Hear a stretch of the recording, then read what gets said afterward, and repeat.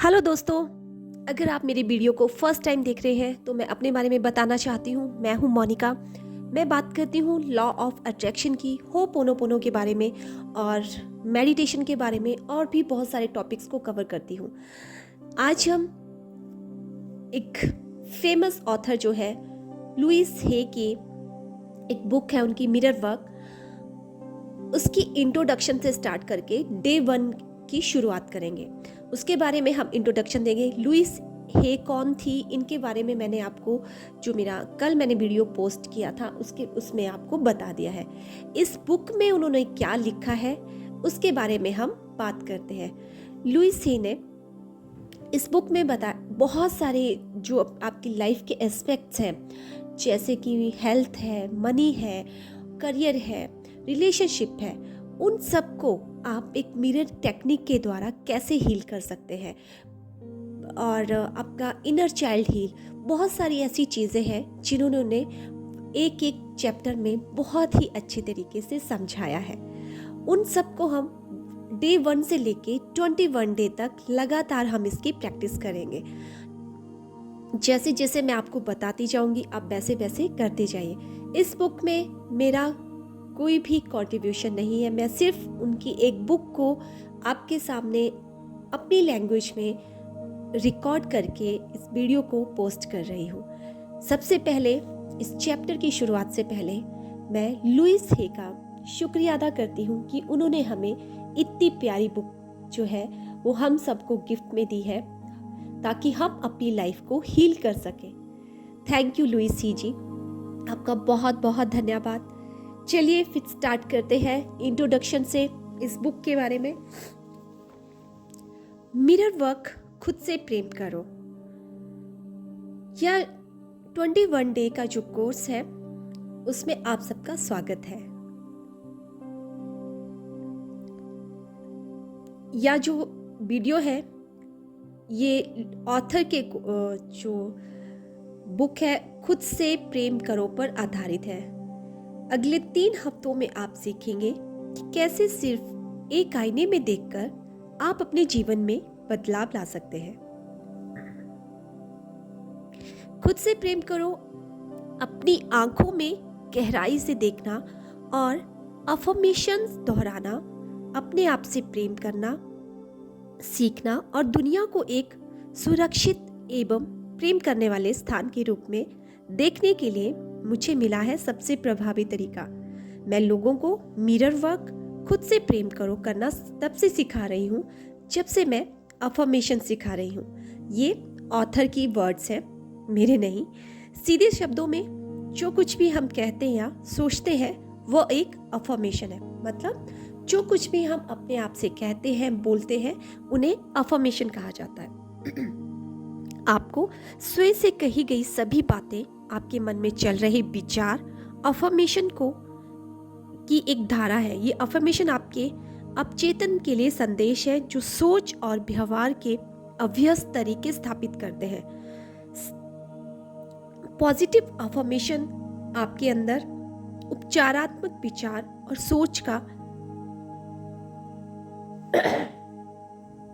रोपण करते हैं जो कॉन्फिडेंट और आत्मसम्मान विकसित करने में तथा मानसिक शांति और खुशी उत्पन्न करने के लिए सहयोग करते हैं। आपका सबसे मजबूत अफर्मेशन वे होते हैं जिन्हें आप अपने आईने के सामने जोर से दोहराते हैं। मतलब ऑथर ने कहा है कि जो सबसे पावरफुल अफर्मेशन होते हैं जिन्हें हम अपने मिरर के सामने जोर जोर से बोलते हैं और उन्हें बार बार रिपीट करते हैं। आईना स्वयं के बारे में आपको भावनाओं को आपके पास प्रतिबिंबित करता है। जो आईना होता है ना, मिरर होता है, वो हमारी भावनाओं को, हमारी इमोशंस को हमारे सामने रिफ्लेक्ट करता है, प्रतिबिंबित करता है, रिफ्लेक्ट करता है। वह तुरंत आपको एहसास करा देता है कि कहाँ आप स्वयं को रोक रहे हैं। वो आपको एहसास करवा देगा कि आप कहाँ गलत बोल रहे हैं, कहाँ वो आपको रोक देगा और कहाँ आप खुले हुए तथा प्रभावित हैं। और वो आपको बता देगा कि कहाँ आप खुले हुए हैं, कहाँ आप चीज़ों को बहुत विश्वास के साथ ग्रहण कर रहे हैं। वो आपको स्पष्ट रूप से दिखाता है कि यदि एक खुशियों भरा परिपूर्ण जीवन चाहिए तो आपको अपने कौन से विचार बदलने की आवश्यकता होगी।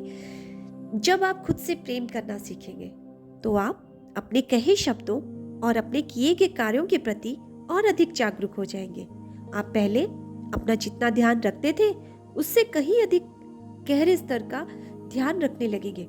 जब आपके जीवन में कुछ अच्छा होता है तो आप आईने के सामने आकर जाकर कहते हैं शुक्रिया शुक्रिया, या बहुत शानदार बात है।